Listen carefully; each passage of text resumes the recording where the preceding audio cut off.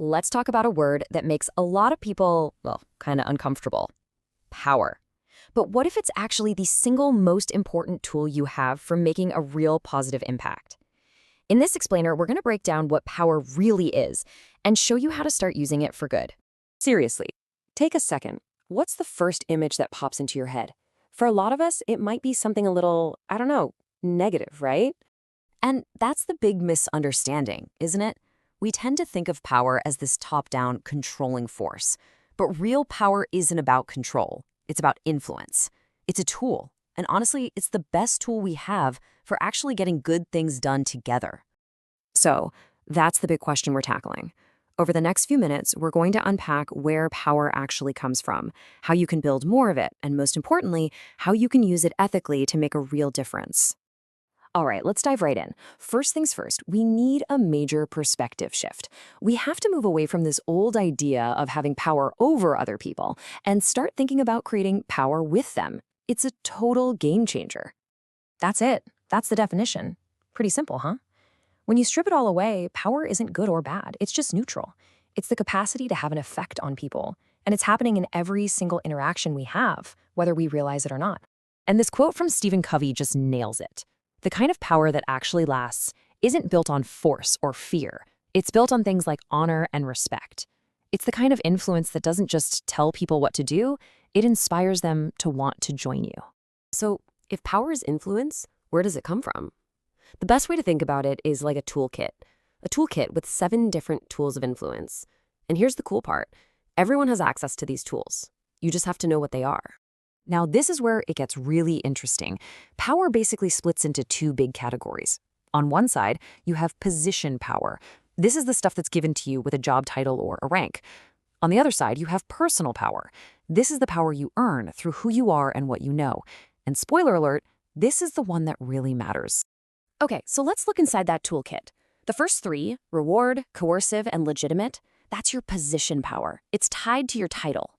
But look at the next 4, expert, referent, information, and connection. That's your personal power. It comes from what you know, who you are, who you know. And here's the key takeaway. In almost any situation, your earned personal power is going to be way more effective and sustainable than any power you're just handed with a job. So here's the thing. It's not enough to just have these tools in your toolkit.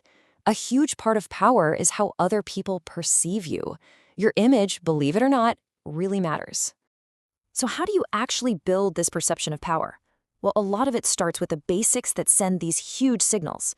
A firm handshake, making eye contact, just presenting yourself with confidence. But you have to back it up with substance, right? Are you using facts to make your case? Are you making sure people actually see the good work you're doing? And this is a big one. Are you building strong partnerships and sharing the credit? Every single one of these actions builds up your image of competence and influence. Of course, there's always a flip side.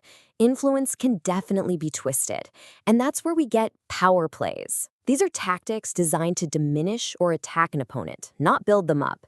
They're all about making you feel small and insecure.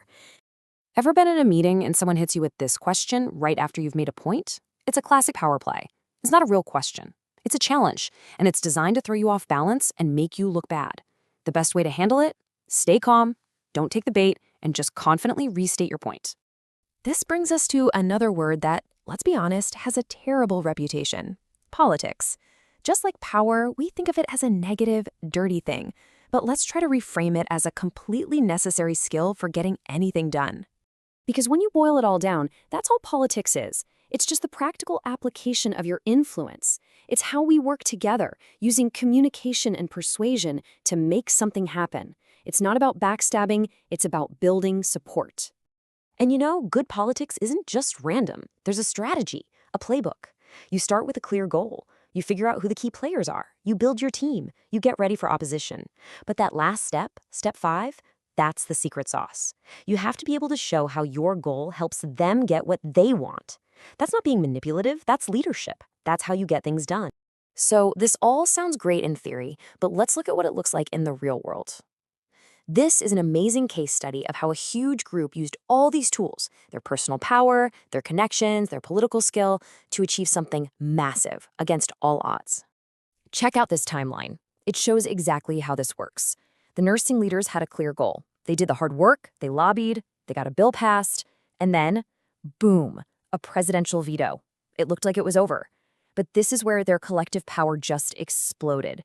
In a move nobody saw coming, nurses all across the country got organized. They flooded the phone lines to Congress, demanding their representatives take action. And it worked. They overrode a presidential veto. I mean, think about that. It was a massive display of political power that created an institution that helps all of us to this day. This story is just such a powerful reminder that influence isn't just an individual thing. A large, united group can create huge systemic change. And this isn't just a story about nurses. It's a model for how any group can rally its collective strength to make a difference. So let's bring it all home. Power isn't some abstract thing reserved for people in the corner office. It's a toolkit. And you already have the most important tools: your expertise, your reputation, your connections. You have so much more influence than you realize. So the final question isn't whether you have power, it's how are you going to use it?